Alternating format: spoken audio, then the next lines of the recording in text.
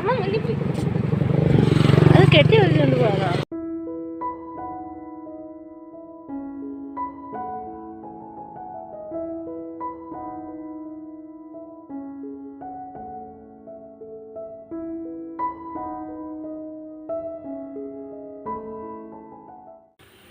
അപ്പോൾ എല്ലാവർക്കും ഞങ്ങളുടെ പുതിയൊരു വീഡിയോയിലേക്ക് സ്വാഗതം.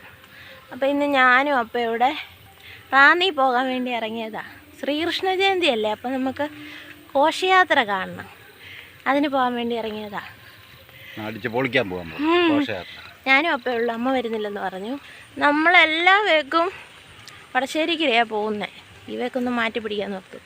രാവിലെ റാന്നി പോയപ്പോൾ നല്ല ഭംഗിയായിരുന്നു കാണാൻ. ഓരോ അലങ്കാരപ്പണിയൊക്കെ ചെയ്ത് വെച്ചേക്കുന്ന കാണാൻ, റോഡിൻ്റെ നടുക്കുമൊക്കെ.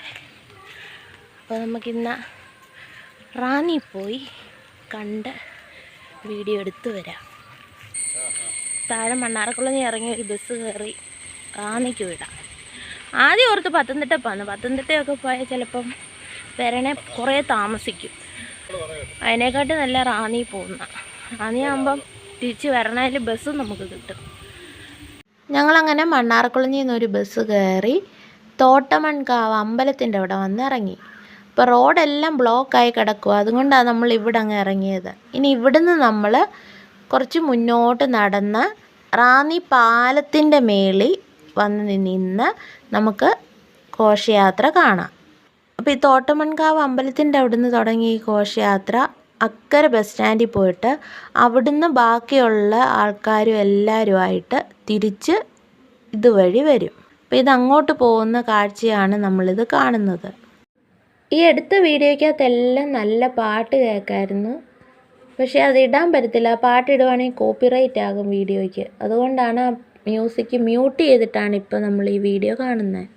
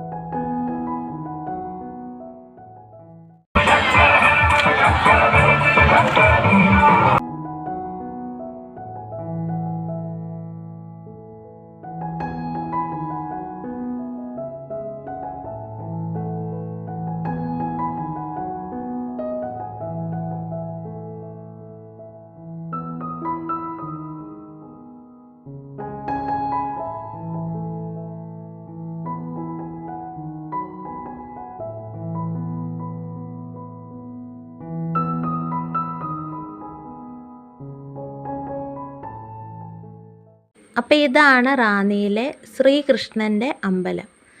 അപ്പോൾ ഈ ഘോഷയാത്രയെല്ലാം ഈ അമ്പലത്തിൽ വന്നാണ് തീരുന്നത്. അപ്പോൾ ഇപ്പോൾ ഈ പോയ ഘോഷയാത്ര കുറച്ചുകൂടെ കഴിയുമ്പം അക്കരെ സ്റ്റാൻഡിൽ നിന്ന് ഇങ്ങോട്ട് വരും.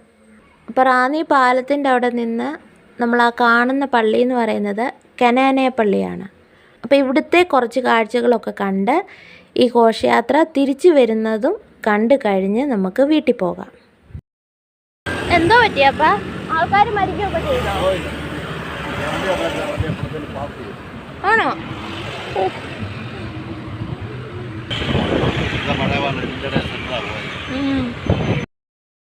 കേരളത്തിൽ ആദ്യമായിട്ട് ബേലി പാലം നിർമ്മിച്ചത് ഈ പമ്പയാറിന് കുറുകെയായിരുന്നു. അങ്ങനെ നമ്മൾ ഈ പാലത്തെ നിന്നപ്പം നമുക്ക് വേറെ ഒരു കാഴ്ച കൂടെ കാണാൻ പറ്റി. വള്ളസദ്യ കഴിഞ്ഞ് വള്ളം തിരിച്ചു പോകുന്ന കാഴ്ചയാണ് നമ്മൾ ഈ കാണുന്നത്.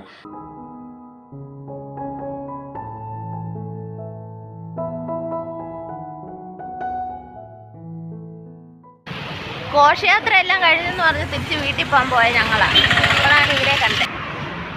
അച്ചാച്ചനും ഉണ്ട്, അപ്പയുണ്ട് അവിടെ.